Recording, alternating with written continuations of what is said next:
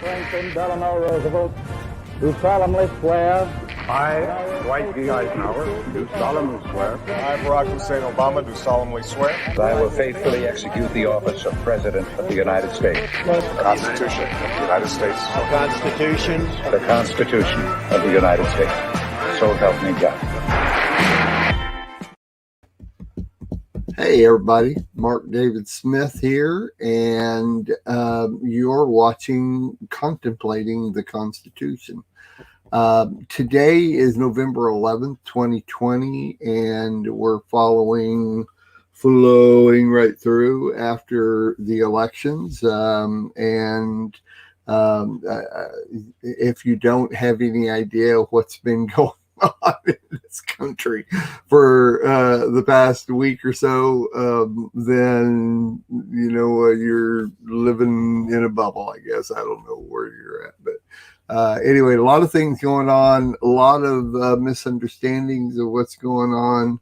So Sherry Flanagan and I decided to put together a special show today, based on the Constitution. Of course, this is the Constitution, and we're going to talk about the Electoral College and things surrounding that, what's going on. Sherry has more of a grasp on the things that are happening out there and how they have to do with this. I know a lot more about the history of the different parts of the Constitution that deal with things that we're dealing with.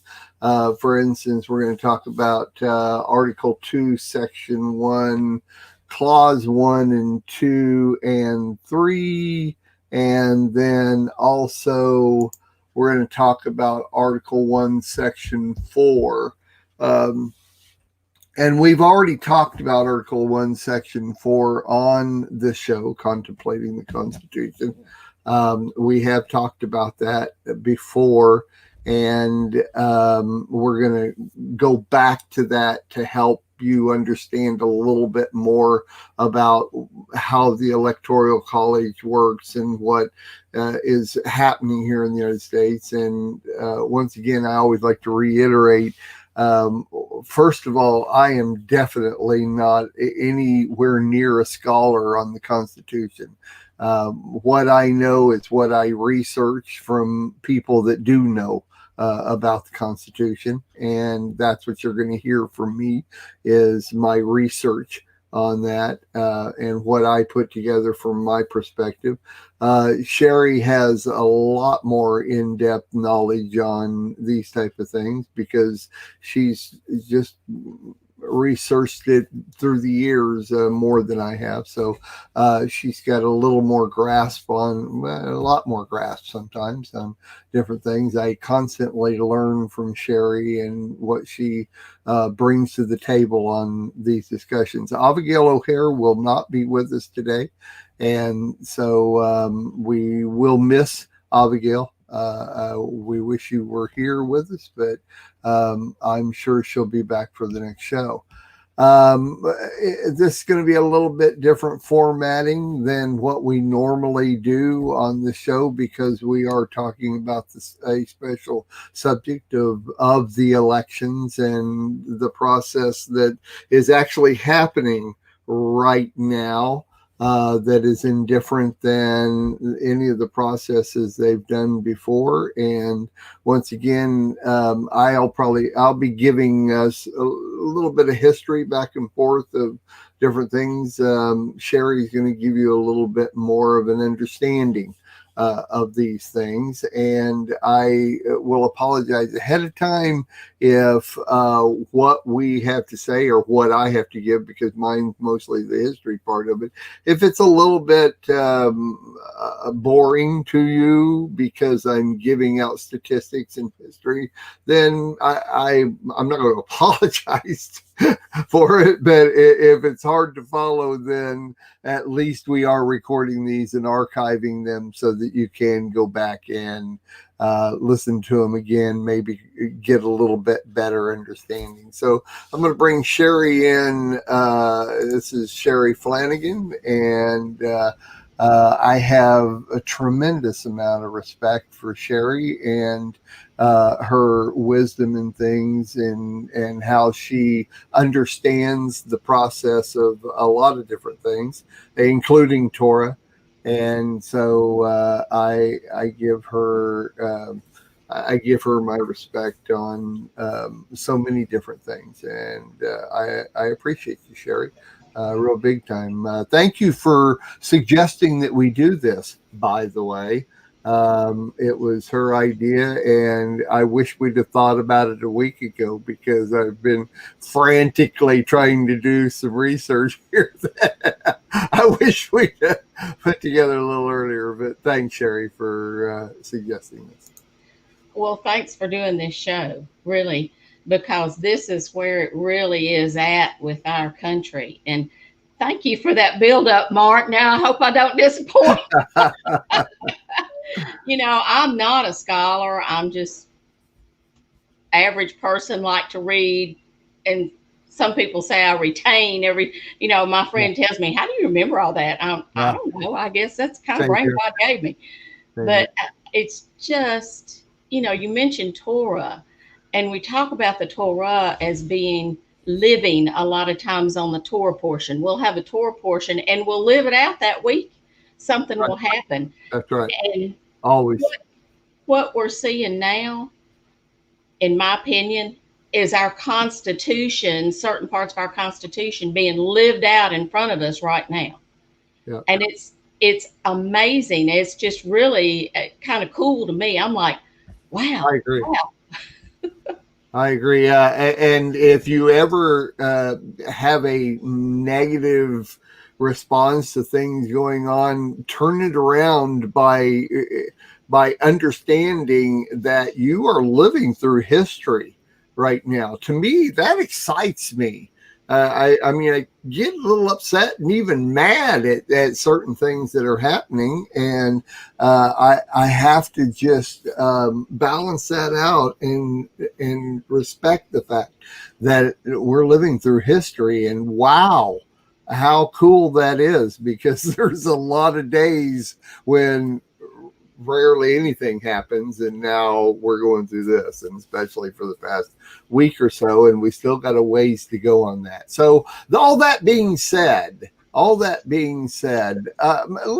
going to go ahead and kind of start off here. I put together a few notes and some research that I had already done in the past, some new research that I put together to help and more than anything else, Sherry, to help me understand what the process is today, not only the process in voting and the Electoral College, but also what has happened since, and what Trump is trying to do with Congress and everything else. He really is in the process of a legal process that is afforded to him and every one of us here in the United States of America. Thank God for that. Thank God for something that was set up by our forefathers that is still valuable today. Thank you, Father, for that. So what I'm going to do, and once again, we're going to jump back. We had already discussed Article 1, Section 4 of the Constitution, and we'll get to that in a minute. But I want to start off with a document that I have online here that helps us. And if you're in the room and you're following along, come on into the chat room. We've got that going on. But I just put a link in there, and I'm going to try to do this as I'm going along when I get some research. And that's what I'm trying to do here, is try to put that in there so you can go back if you want to and look at this when you watch the archive of this. But this I thought was real good. I've seen this several times. I kind of go back to look at this sometimes. And what we have here is from the website votesmart.org, and it headlines, what is the Electoral College? In the summary, Americans elect the president and vice president through a method of indirect popular election. On the first Tuesday in November, voters cast their ballots for a presidential candidate. These voters actually count towards a group of electors who pledge to vote for a specific candidate in the Electoral College. The Electoral College is the group of citizens selected by the people to cast votes for president and vice president. The presidential vice presidential pair who wins the popular vote in any given state recovers all of the state's Electoral College votes. In the end, the winner of the race is the candidate who receives the majority, 270 or more, of the 538 Electoral College votes.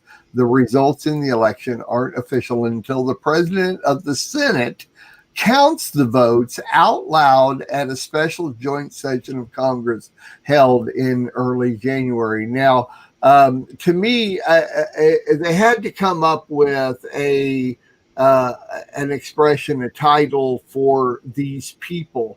The Electoral College is actually those people that are a group of electors who pledge to vote for a specific candidate in the Electoral College. Those 538 people. It's based on let's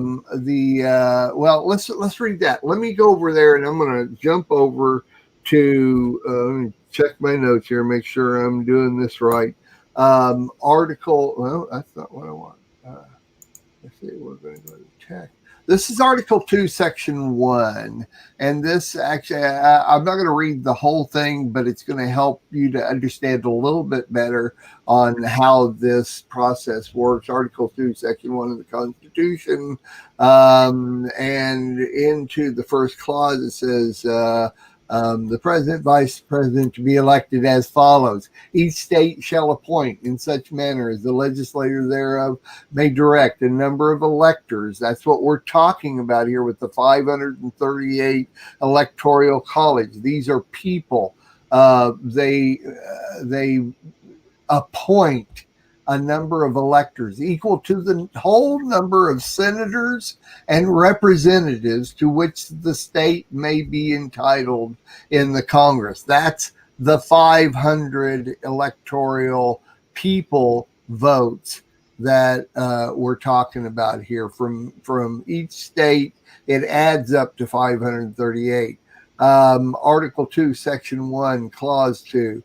The electors shall meet in their respective states and vote by ballot for two persons, of whom one at least shall not be an inhabitant of the same state with themselves, and they shall make a list of all the persons voted for, and of the number of votes for each which list they shall sign and certify and transmit, sealed to the seat of the government of the United States, directed to the president of the Senate.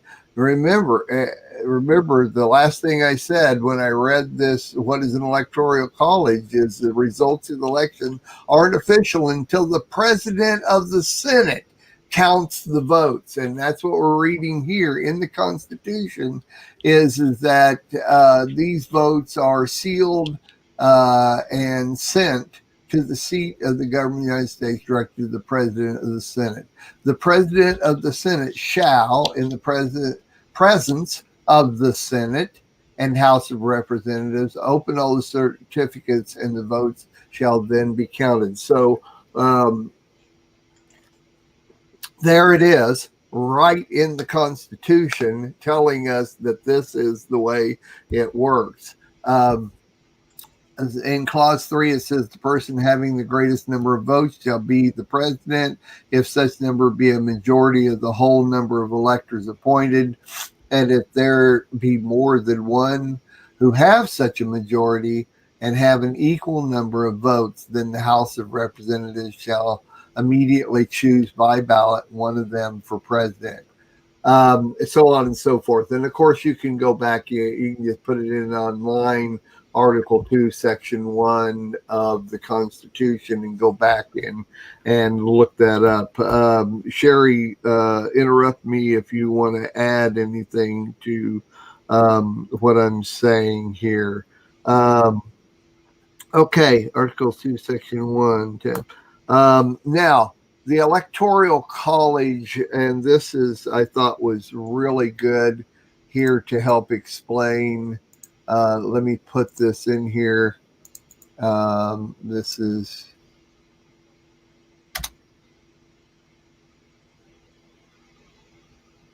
okay. So on this website, I just put in there on the overview, it says the Electoral College is a unique method for indirectly. And of course, I know I'm repeating a lot of things here, but I'm establishing a concreted understanding of how all this works. The Electoral College is a unique method for indirectly electing the President of the United States. It was established by Article 2, Section 1, which I just read, Clause 2 of the United States Constitution, and modified by the 12th and 23rd Amendments. So let's see, the 12th, I had that. It's not here. Hold up just a second. Let me jump to this. Okay, the 12th Amendment says the electors shall meet in their representative states and vote for a ballot of the president and vice president, one of whom shall be the inhabitant of the same state themselves. That's pretty basically saying the same thing as what I just said, but it says also in the 23rd Amendment. Well, let's jump to the 23rd. A number of electors of president and vice president equal to the number of senators and representatives of Congress to which the district should be entitled if it were a state, but in no event more than the least populous state. In other words, basically just saying the same thing, but it is documented right there in the Constitution. The Electoral College consists of a total of 538 members, one for each U.S. senator and representative, and 3 additional electors representing the District of Columbia. So if you watched the election, if you watched on the 42 different channels, no, we had about 3 different channels that we jumped around to. It kept keeping track of the election as we were going on last Tuesday and Wednesday, and of course then it just went on into Saturday. But as we watched it on different channels, and of course we don't have television, Sherry, we don't even have that type of thing, but you can pick up all of the major networks on the internet, and that's what we did, is we brought those up and watched the different things going on. It was interesting to watch just exactly what it says right here. You get to see it adding up.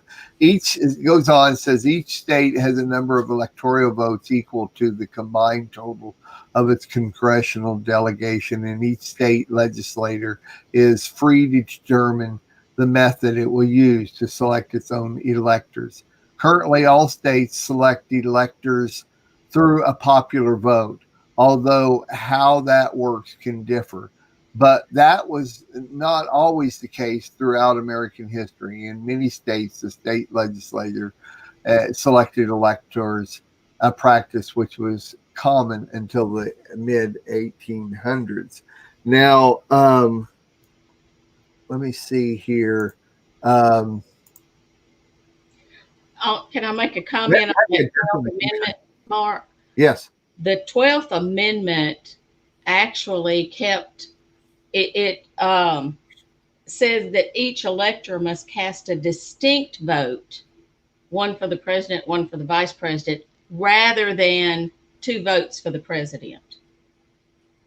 It kept that from happening. Right, but the original thing is that they would have 2 to vote for. That, and then that's refined down by what you said right there. And as I was researching it, I had read that first part there where it says it will have 2% in Article 2, Section 1, Clause 2. It says the electors shall meet in their representative states and vote by ballot for 2 persons. What I understand that by going and reading the interpretation of the Constitution is that those are the 2 people. In other words, they don't vote for 2 people. And of course, it refines that in 12 is Amendment 12, but they don't get to vote for 2 people. They have 2 people to vote for. In other words, that's the idea. Though they can vote outside who they represent. And that's where our Democratic states and Republican states come in, is that they're based for that state is what they're supposed to be. And when the election was going on, you kept hearing these commentators say, well, this is supposed to be a Republican state, but it looks to me like they're voting Democratic. And it had to do with the fact that they represent the people of the state. And if it's supposed to be a Republican state, though the people are voting Democrat, then the electoral college, the people that are representatives, these people, the electors, let's call them, can then vote for whoever they want to. They get 2 different people to vote for. And of course, Amendment 12 refines that down. Of course, you get 2, but you only get 1. You can only vote for 1. So is that kind of what you're referring to there? Yeah, exactly. I mean, it's so they can't mess with the vote and try to overthrow one part of it because, and they're, well, anyway, go ahead because you'll probably bring that. No, that's okay. I don't know if everybody knows it or not, but whoever, say Mississippi, and we, the majority of the people here voted for whichever one. And then the elector is sent to cast their vote with the Senate. But a lot of states are not by law required to cast their vote for whoever won the majority in their state. Right. A lot of people don't realize that. I think there's 29 states that say they have to, and 21 that say doesn't have anything in their law.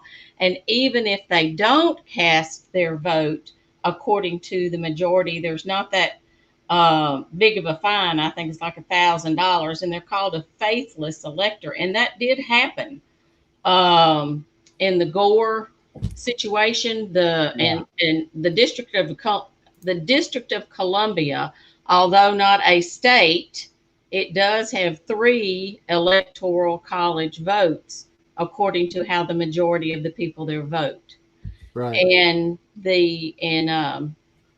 I think it was a woman named Left Simmons. Her last name is hyphenated. She abstained. And she said it was an act of civil disobedience, not an act of a faithless elector. Yeah, that's because she was protesting the colonial status of Washington, D.C., saying that they're not a state, but they are still allowed to cast an electoral vote. So that was a very interesting time in history too. Well, let me. I've got that here. Who are faithless electors? A faithless elector is one who casts an electoral vote for someone other than the candidate they have pledged to elect.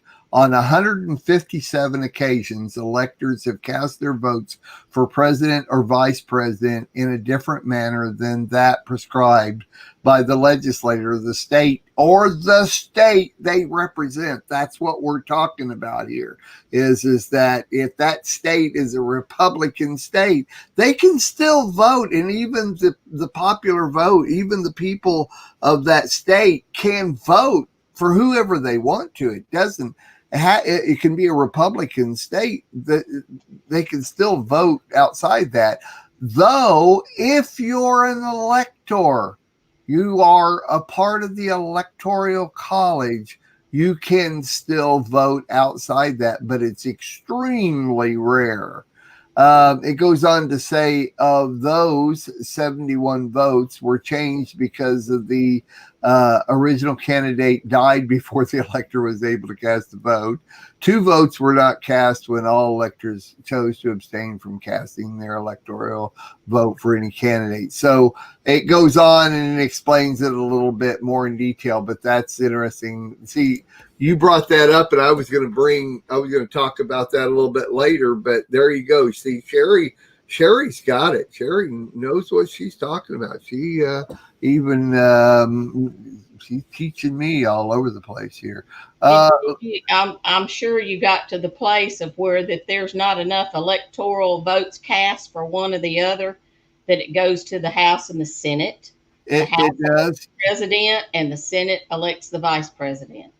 Yeah, that's right. Scary with seeing the political climate we have right now. I know. It's actually because there has to be 270 votes reached.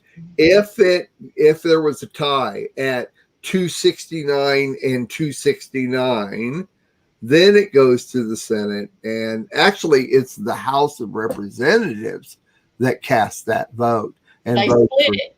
From my understanding, Mark, they split it. The House does the president, and the Senate does the vice president. Yeah. Okay. Yeah. Well, I think that's. Yeah, I didn't know about.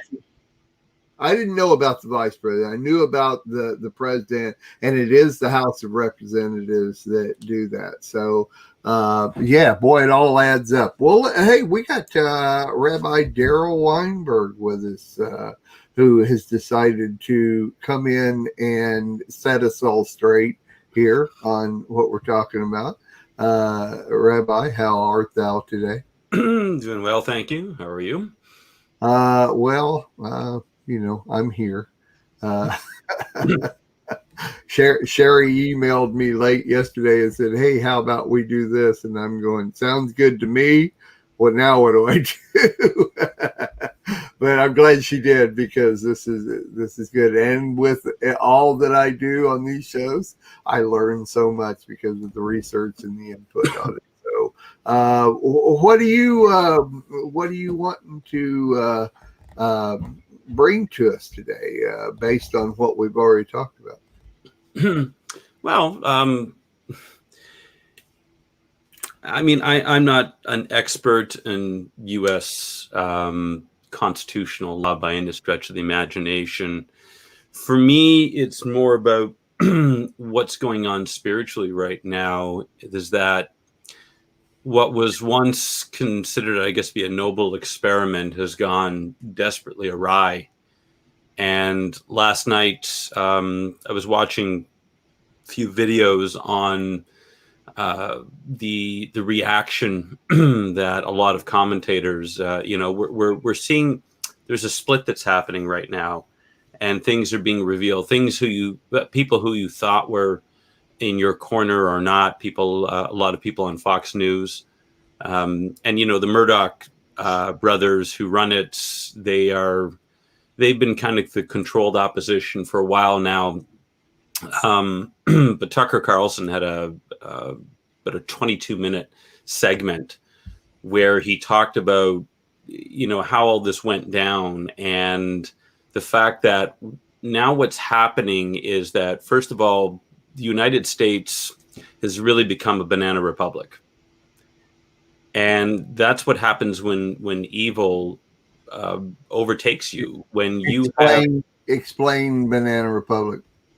where they grow bananas, usually a third world country where the politics are so corrupt that the citizens don't really get an honest election. It's rigged. I mean, I lived in Mexico for a while.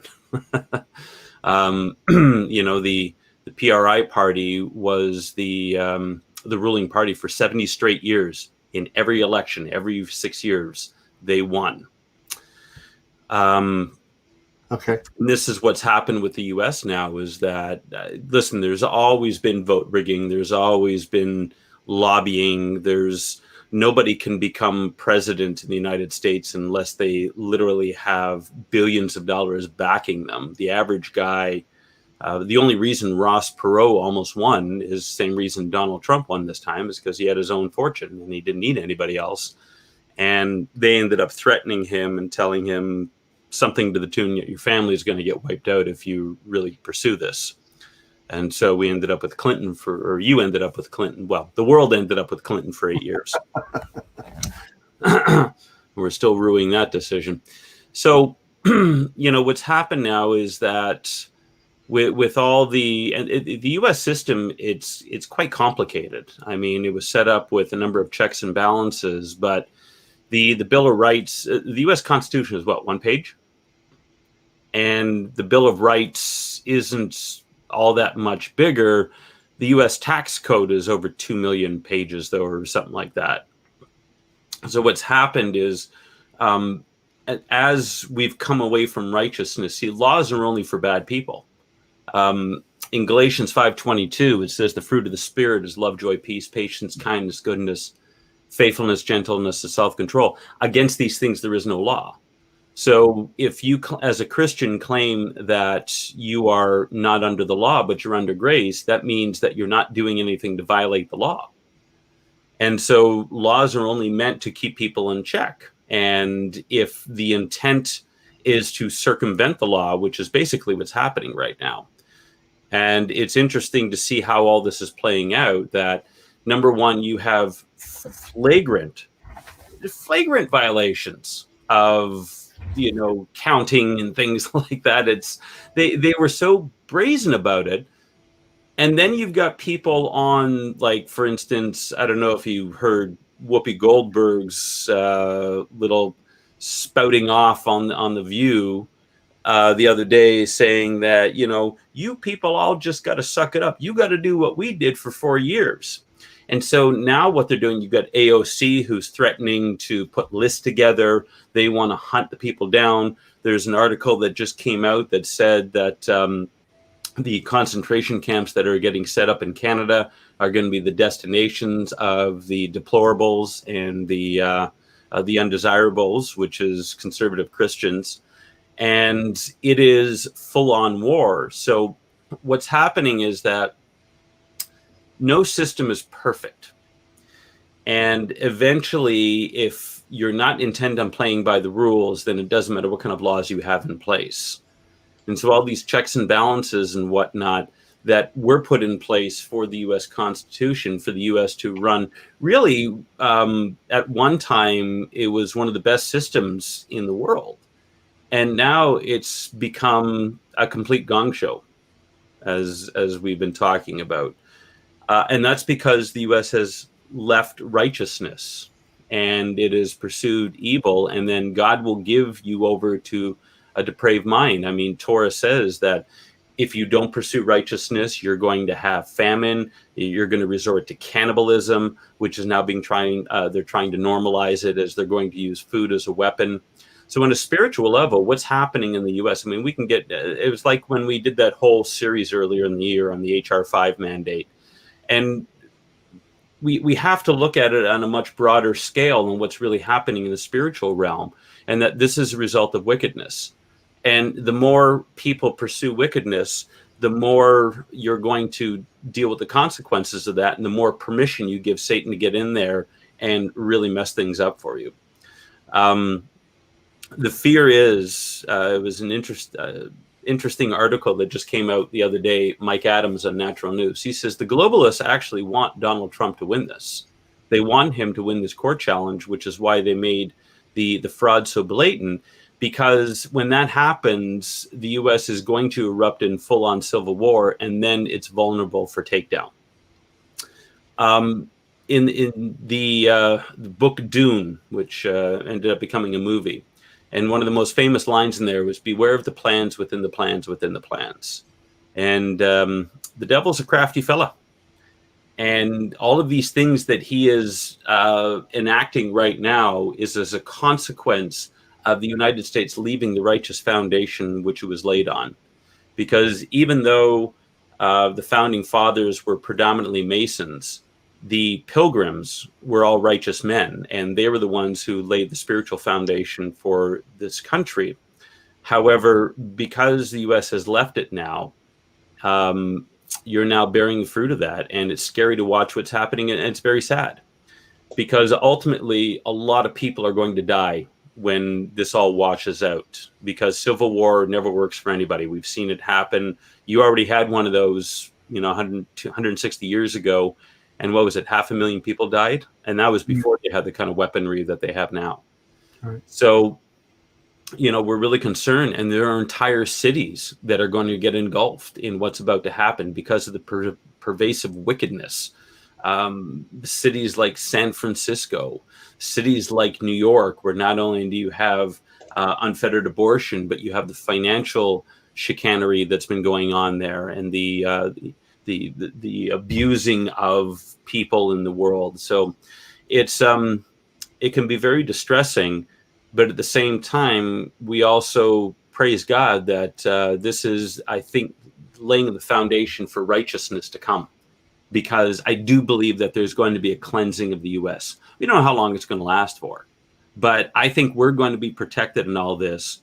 But I think we need to be praying especially hard right now for people's eyes to be opened up before they get caught up in their own destruction. We don't want them to be like Sodom and Gomorrah. And yet I think that cities like Portland, Seattle, and maybe New Orleans and New York are all going in that direction. So it's precarious times. So it doesn't give you a lot of information on, the what's and wherefores of the Constitution, but I think we always need to be looking at it from a spiritual perspective. Thank you. Well said. I remember in January of 2017, even before Trump, took office, that we discussed in detail several times in January of that year how this country was already in civil war. And of course we could see it, everybody else could see it. It was not, the words were not being used. I don't remember any news report or any big name commentator using civil war, but everything they talked about was that way. Outside of, there was violence there, but I mean, as far as using the press to divide, there was a press civil war along with everything that they were reporting.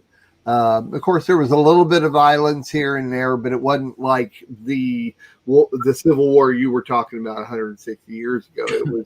It was now it's all done digitally.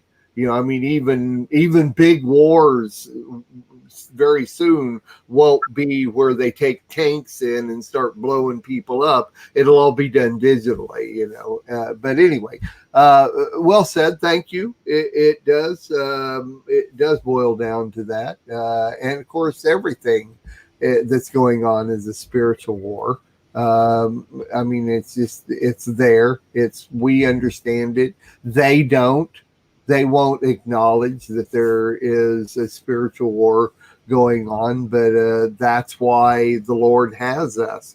That's why we are that remnant. That's why we are here, is to recognize the spiritual aspect of all that's going on, not just here, but around the world, and recognize that and bring it to the Lord's attention, for lack of a better way to say prayer, I mean, Mhm. it's our responsibility and duty to recognize that. And I think once again, and you kind of alluded to it, is that there really is one of the biggest problems is that we have actually not paid attention to that, and we have not brought it to the Lord's attention. So many have not. There's been just such a small remnant of us that do and recognize those things as a spiritual warfare. And so, yeah, well said. Very, very true. It does go right along with everything that we're talking about.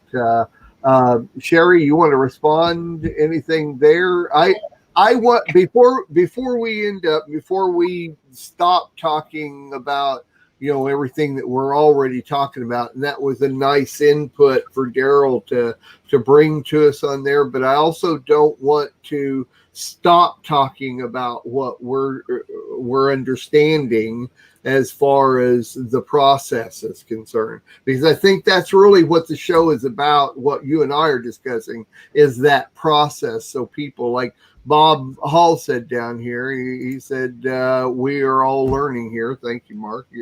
You're more than welcome on that, but we do want to keep that. So go ahead, Sherry, you do have something to input there. Well, I kind of have maybe a little different view. Okay. I see this as God overthrowing evil in our land. We had the return, which was actually said on the Sabbath of return right before Yom Kippur. And I know there were many, many, many people repenting before God. I mean, I know that Bob and I, we would feel the presence of the Holy Spirit, and we'd fall down crying out for the sins of the nations and asking God to forgive us. And he said that if my people who are called by my name will seek my face and turn from their wicked ways, I will hear from heaven and I will hear their land. And I think all this stuff that's going on now is part of that healing, that he is bringing us back to our foundation of righteousness. With the Mayflower Compact was actually a covenant between the people on the Mayflower and Almighty God. And God always remembers his covenant. And I think my personal view, because of some of the things in the Constitution, how it's going to play out, God is never caught asleep. And I think that he led our framers of our Constitution to put in the things that they did for certain points in our history. And I may switch gears on you, Mark, so please forgive me. But I think this Article 1, Section 4, Clause 1 may play a big part of it. And it seems to be already in play, because there's a possibility that will cause it to flip this entire election. And if you want me to, I can kind of go into it. Well, I've got it right here. Article 1, Section 4. That's what I said. I didn't want to switch gears on you. Go ahead. No, actually, it's not switching gears. It's going right along with me. These are my finished notes here, is what I was going to put in. And what she's referring to here, let me just read Clause 1 first. It says the times, places, and manner of holding elections for senators and representatives shall be prescribed in each state by the legislature thereof, but the Congress may at any time by law make or alter such regulations, except as to the places of choosing senators. The Congress shall assemble at least once a year, blah, blah, blah. So my notes on that, if you want me, let me just give that, and then I'll be done with this. And that's what's going to lead into what you have to say. Where a primary election is an integral part of the procedure of choice, the right to vote in that primary election is subject to congressional protection. The right embraces, of course, the opportunity to cast a ballot and to have it counted honestly.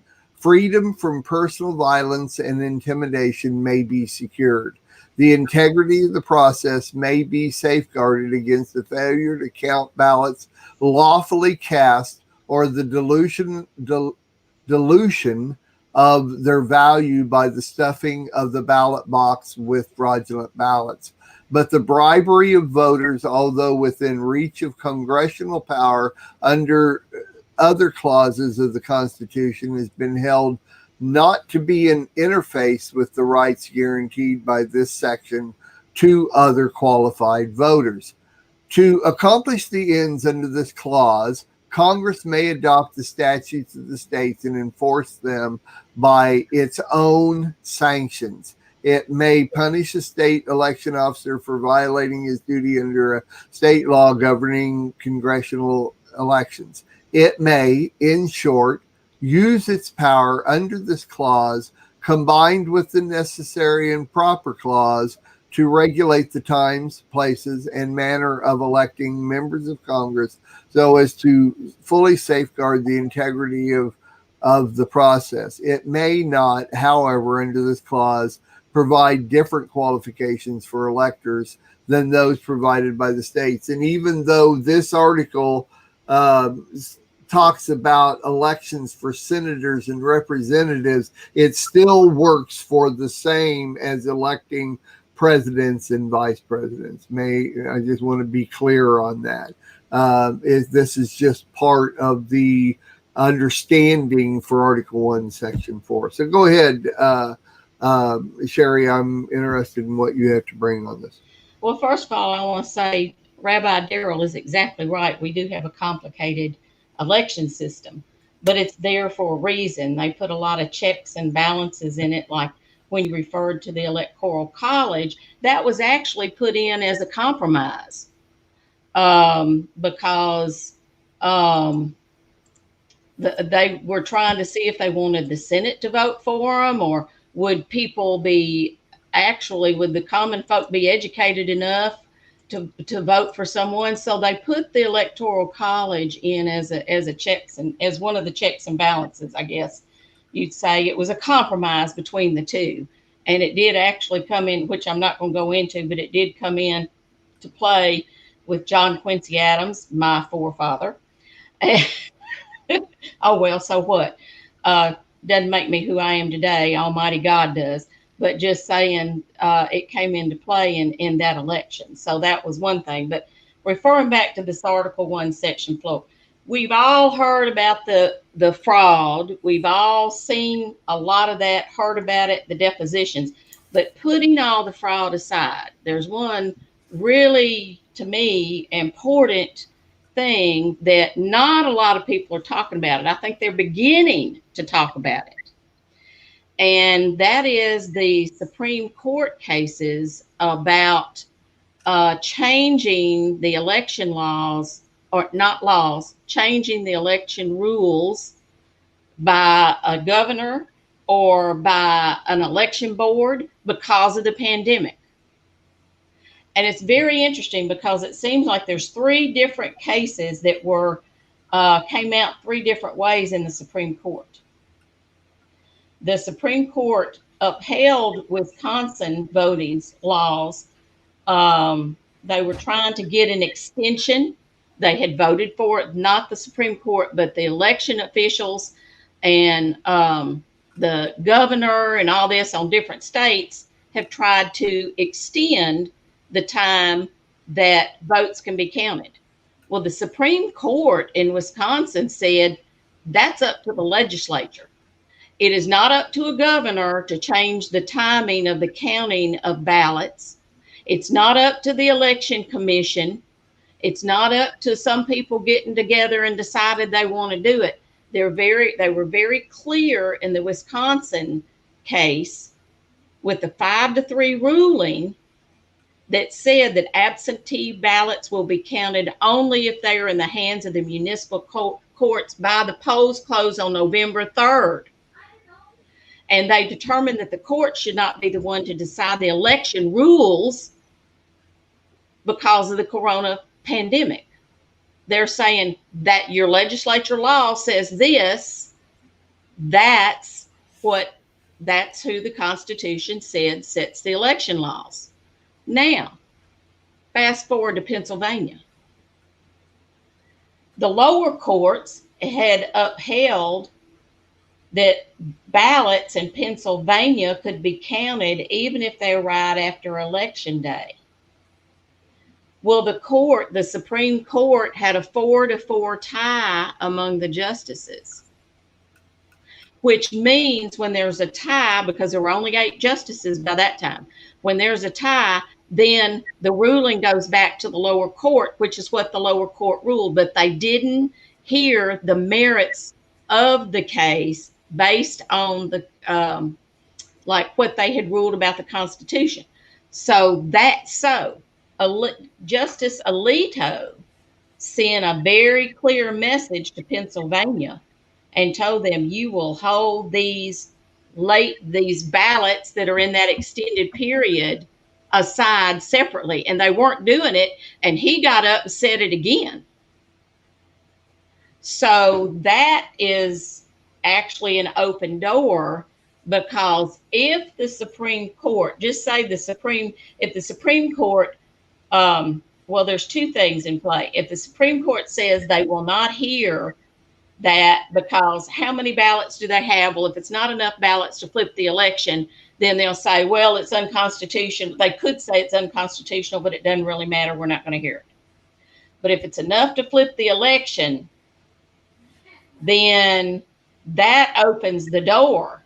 And theoretically, if the justices, and everything is if, but if the justices come back and say, well, these election officials didn't have the right, even though there's a pandemic, did not have the right to extend that voting. And it's written on the bottom of the ballots in Pennsylvania, this must be returned by November 3rd by 8 p.m. or 7 p.m., one or the other.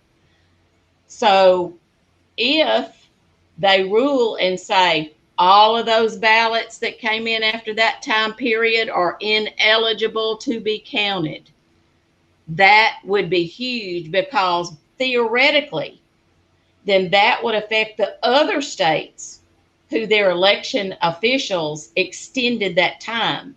And that's Nevada and Georgia. Let's see, Pennsylvania, Nevada, Georgia. Wisconsin was taken care of. North Carolina. So that right there would be a very interesting. That's what I'm saying.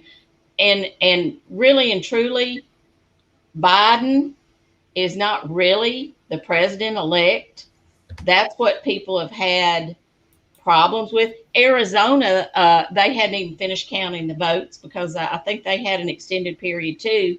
So you got a lot of things going on, and Biden and Harris are standing up and claiming, they're going to be in office next, and that's not a given because of our Constitution on this one thing. Now there are other things in play. I mean, they had, I think it was 67,000 votes in Michigan that were not watched by the poll workers, and they're suspect. Well, they could all be thrown out as ineligible because they were not processed correctly. I mean, that can be. So there's a lot of things in play here. And I agree with Daryl. We need to be praying. We need to be praying. God is still on the throne, regardless of whichever way this goes. God is still in charge, but he's never been defeated by the devil yet. And I don't see him being defeated by the devil now. He's much smarter than the devil. And I think he had a lot of these things in play. And I thought it was very interesting, going back to some of the spiritual, that Ginsburg died on Rosh Hashanah, and that Amy Coney Barrett was announced right at the eve of Yom Kippur, if I'm remembering. Yeah. So we as Messianics look at a lot of the feast days as markers of God being in charge of things. So it's not over. I mean, what they say, it's in opera, they say it's not over. It's not over until the fat lady sings and dances or something.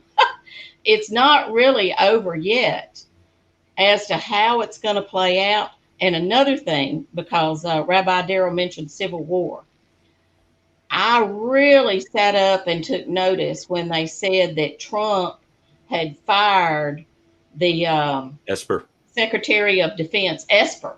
Yeah.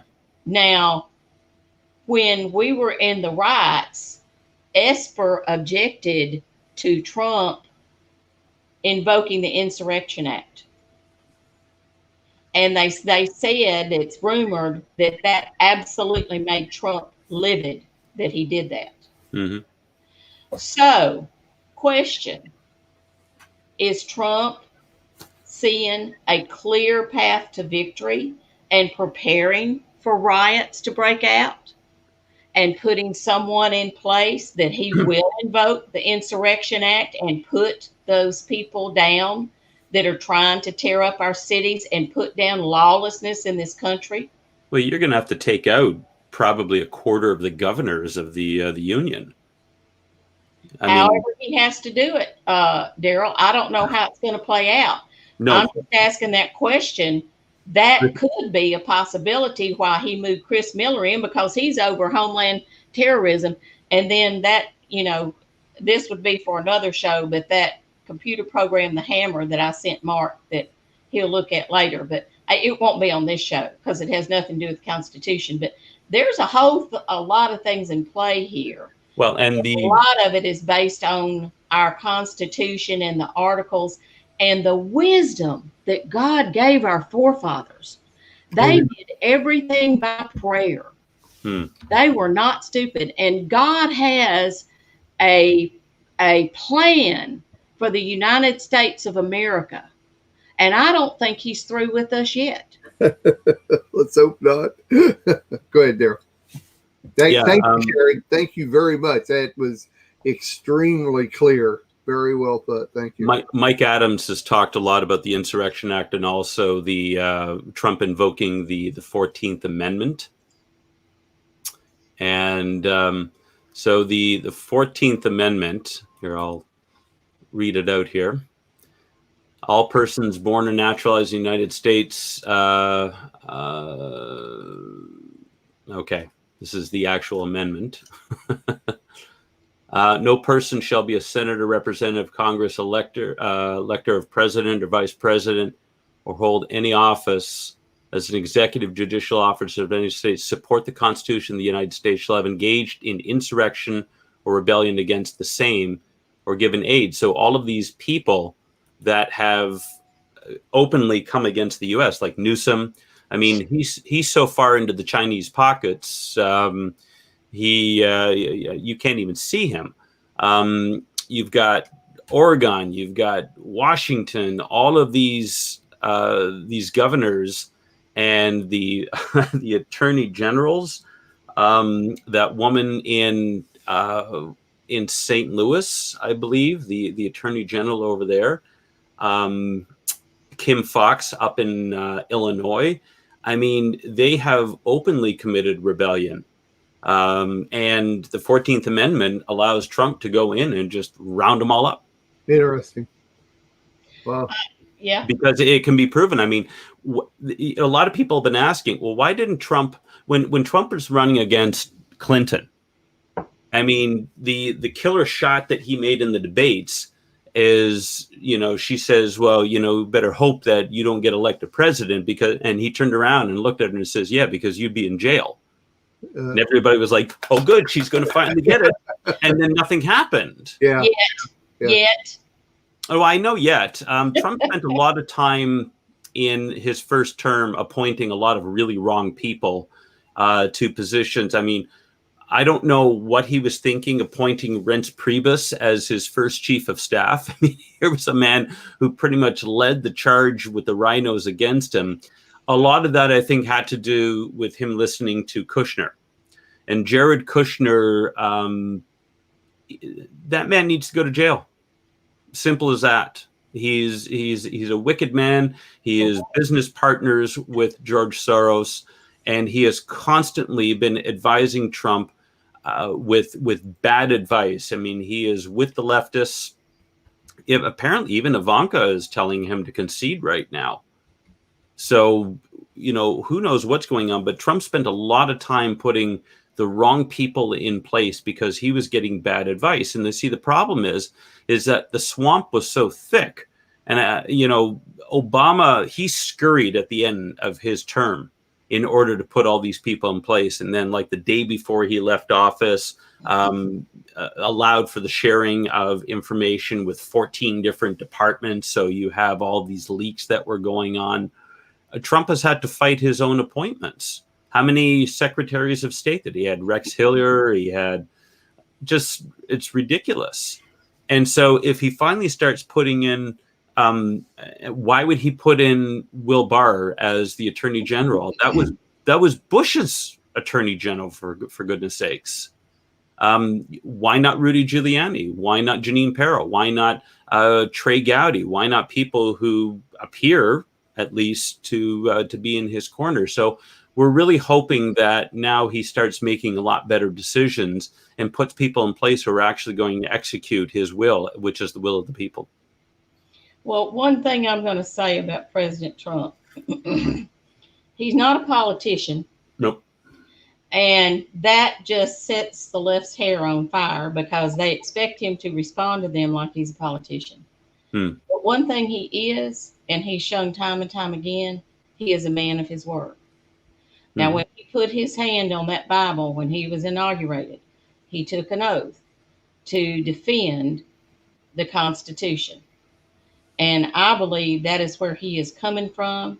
He is defending the Constitution of the United States about our elections.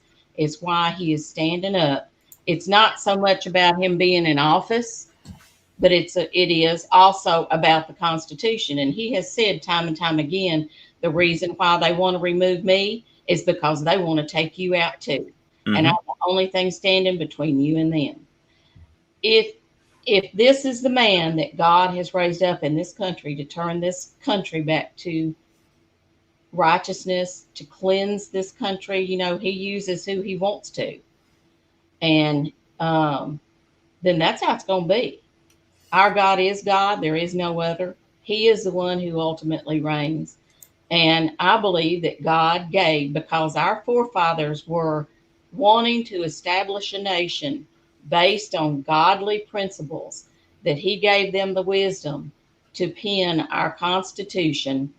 And that is why there's so much wisdom in there. And many other countries have taken parts of it out and put it in their own country. And that is what has made the nation of America so great. Israel and America are the only two countries that have been founded on godly principles. And God gave us the Constitution of Israel is the Torah, and the Constitution of the United States was penned by our forefathers. And we've always had a target on us by the devil. But like I said, God's never been defeated by the devil before.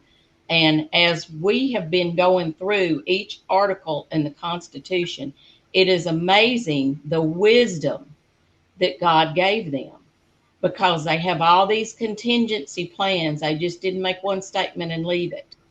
Just like the Electoral College we talked about. Well, if they don't get this, if it's a tie, this is what you do, and on down. Well, what if there's not enough electoral votes? Well, then they put in place, who would be in charge then until they can come up with something that breaks the tie. So, I mean, it is amazing the how our forefathers framed this Constitution. And we are living these articles out right in front of us. And I get a lot of comfort in that Amy Coney Barrett was put on the Supreme Court before these elections, because it gives 9 Supreme Court justices, which is an uneven number, which means there won't be any ties, which goes back to the lower courts. They are going to have to decide some things. If they go forward, agree to hear it and all that. I mean, there's a lot of ifs there. And they're constitutionalists. That has been the problem with our court system. They have gotten away from interpreting the law, what the law says, and interpreting the Constitution. They are not, the judicial branch is not supposed to make law. If anybody's looked at the Senate committee vetting Amy Coney Barrett, she made it very, very clear, as others who are constitutionalists on the Supreme Court, that it is the job of the legislatures to legislate. Right. And what they have been doing is that because they can't get it passed in legislature, they've gone to the courts and they've had these judges who have quit going by the law and have been legislating new law. And that has got to stop in the United States. And so that's why the left had such a hissy fit about her, because, and she made it very clear in her confirmation hearings, I can't comment on that. And she said a judge has to lay aside their personal feelings about something, look at the law, and judge according to that.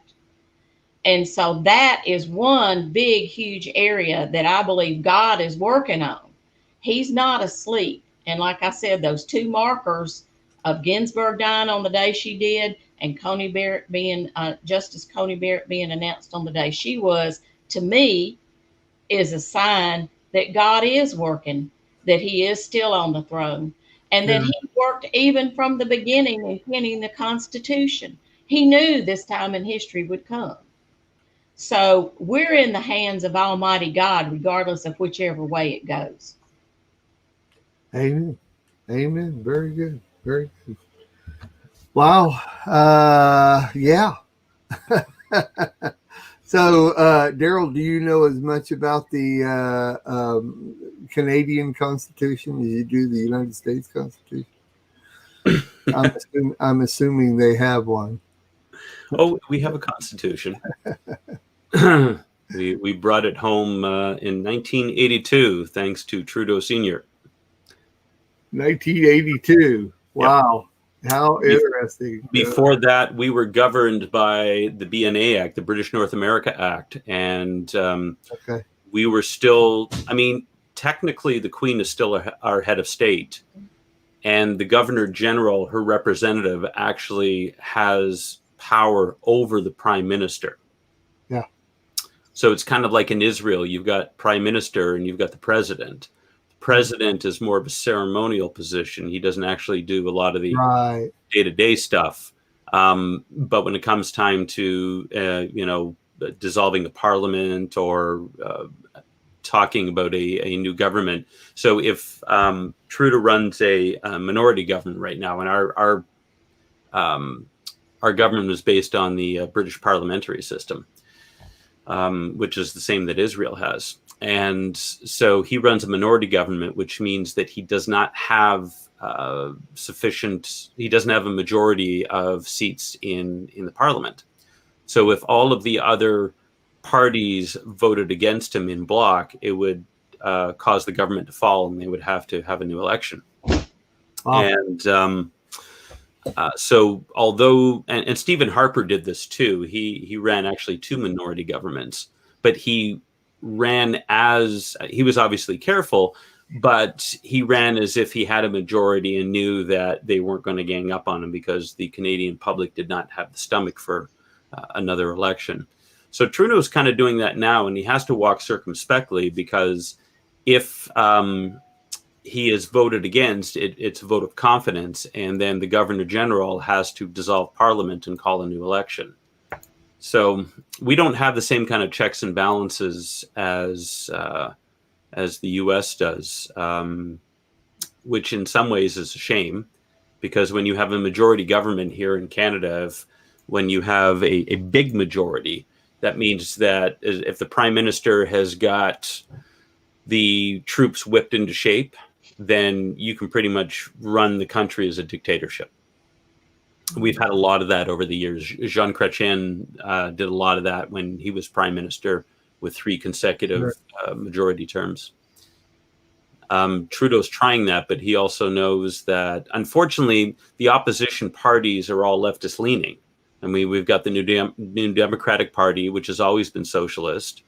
We have the Green Party, which is, well, they're pretty useless. You have the Bloc Québécois, which is a socialist separatist party who want to take Quebec out of Canada.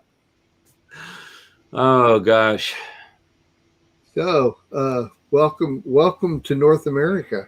Yeah, it's a monkey show over here too, and I'm looking forward to the day when he will rule the rods with a nation.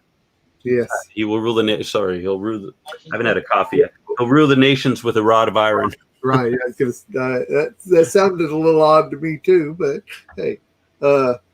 You know, a lot of people balk at that rod of iron, but that's actually kind of an idiom that means the law will be the law and you won't deviate from it. And that's what we need in the United States. Well, you won't be able to. Yeah.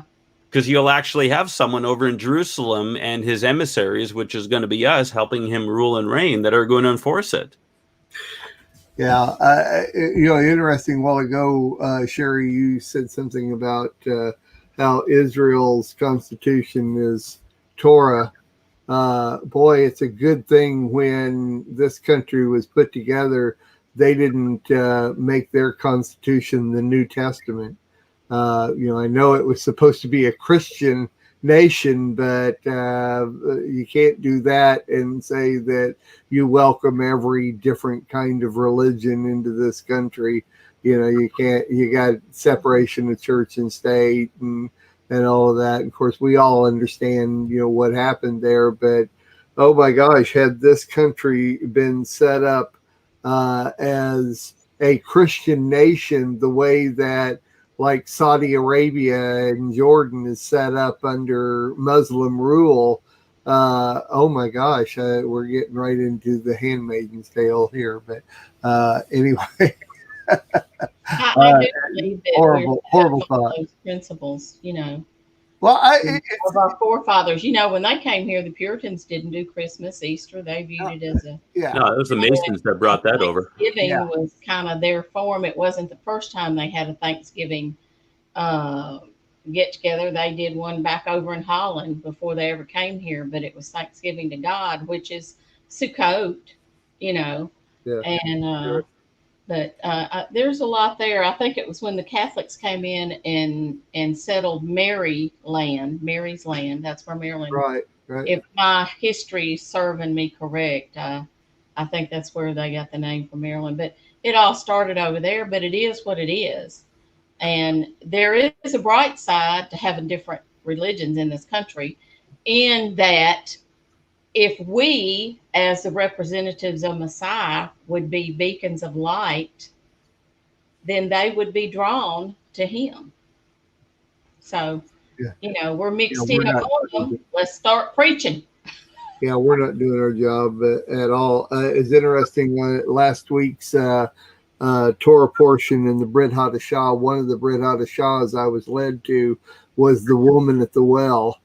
And I was reading through that, and for the first time in the 26 years that I've been, studying Torah, but I mean all my life that I've been studying the Word of God, I never once saw that as Yeshua teaching us how to witness to somebody. Wow. I never thought of that, but if you'll go back and read the account of the woman at the well and Yeshua, the way he was talking to her, if we would talk to everybody that way when we meet them, what a difference it could possibly make. It's a very good example of how to witness. Tell them to stop sleeping with people that aren't their spouses. What's that? Tell them to stop living with people who aren't their spouses. No, that's not what I meant at all. That's not what I meant at all. Talking about the water and what the water is and what I have to give you, just because we can all speak as Yeshua spoke. I mean, sure. We can literally say the same words. Daryl, you're something else, brother. No, you got to just jump on everybody you meet. Tell them, stop stop sleeping with people that aren't your spouses. Everybody you meet, yeah, that's what. Dude, whatever. You've been having a lot of those conversations now. They'll all be going. What? No, Sherry. Sorry. Go ahead. You're fine. I interrupted you. Please forgive me. I get a thought in my brain and I don't want to lose it because I have so much there. I have to pour it up every now and then. We're good. The interesting that it was the Samaritan woman, because I don't know if anybody watched Bill Cloud's Tents of Jacob, but towards the end, he was talking about how when Messiah was going to the Samaritans and they refused him, and then the disciple said, call down fire and brimstone from heaven on them. And he said, you don't know what spirit you're of. The Son of Man came to seek and to save. And he said, Yeshua was going to people who would keep Sukkot and have their Easter eggs, people who would do this and have their tinsel tree. He was making the point that they had a mixture. They didn't know. Unless somebody comes and teaches them, they don't know. Very cool. And so I think we've been too, well, this is getting off the Constitution. Yeah, we're way past that. I'm not going to go into that. But I thought it was interesting because you mentioned the Samaritan woman. We're to go to everyone. This is a dark, and you know where I come from on that. If the boys if the young man, not boy, if the young man or the man or lady or whoever is helping you with your groceries from the grocery store, ask them, do they know Yeshua or do they just know about him? Very in-depth question, and you'll be surprised at some of the answers because they look at you and go, I never really thought about. Well, I guess I just know about him. Well, do you want to know him? I'll pray with you. Right. It's simple. What are they going to do? Stone you in the parking lot? Give me a break. You just gave them a tip for taking your groceries out. Well, if it's AOC, she might. Well, what? She's not a lost cause. God can handle her too. We need to pray for her. Absolutely. She even said something about it wasn't fun anymore or something. She may not run again. I'm going, it's not fun when you're starting to get the blame for them losing all those seats, losing the 4 seats they lost in the House, and all of the Republicans being reelected. They're putting the blame on her. And that really is true. The squad, they talking socialism. Boy, them Cubans lined up in Miami because they've lived under socialism, and they were surprised. Even a couple of places in California, which is almost unheard of. And that's another thing. Let me put this in there about the electoral vote, because we were talking about the electoral votes. The electoral vote, they're wanting, oh, no, we want the majority vote. Oh, we want why do they want the majority vote? Because the West Coast and the East Coast would rule the rest of the country. That's right. They would be in total power. The Electoral College gives the little states just as much skin in the game as they have. Because if you add up the votes on the East Coast and the West Coast, they've got to get some on the inside of the country in order for them to get the electoral votes. And that is our protection. And because we have stopped teaching civics in our classroom, which is why I believe this show on the Constitution is so extremely important, because it's actually a civics class. People don't understand that. Well, the majority should rule. Well, you know what? We are a representative country. We are not a democracy. The democracy only comes into where we vote for our representatives, but we are a representative government. If we were a total democracy, then the mob would rule. That gets into a whole different thing. The founding fathers were terrified of democracy. Yes, they were. And they were really, even some of them, weren't quite godly men, but God still used them. If he can use a donkey with Balaam. He does in the pulpits every Sunday. Anyway, listen, I got to go. Yeah, we do too. Thank you for joining us, Daryl. Sherry, this has been great, really good. Great special show. thanks for your input on this. And next week we'll be back to Article 1, Section 8, Clause 17. We only got a couple more to go to get out of this, and then we're moving Section on. 8 is really long. Yeah, it is, but it's good. Everything's been great in it. So thanks, Daryl, for jumping in. And we love your input. Thanks a million. And Sherry, thanks for suggesting this special show on elections and the electoral process. And so I'm going to leave y'all with that. And we'll see y'all next week. Thanks for joining us. Donate to the Lamb Network if you can. God bless. We are richly blessed to bring you what we believe is the fullest, most diverse, yet up-to-date progressive teachings, discussion, and prayer programming you can find anywhere on this planet. Be sure to take the tour of the MessianicLambRadio.com website. I'm Susan Hoogie, thanking you for joining us on the Messianic Lamb Video Network.